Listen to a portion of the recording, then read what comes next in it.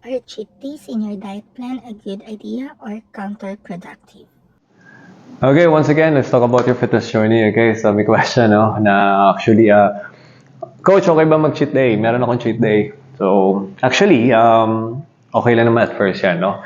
Kasi very important dito is to change the habit talaga, no? So, hindi naman kasi like guys, in a snap of a finger, okay na agad yan. Okay?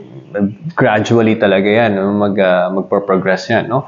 So, let's say for example, malakas ka sa sugar and saturated fats, okay, trans fats, okay, the first week, okay, medyo nababawasan na siya, no? Like nagiging 3 times a week na lang, no? Compared to every day.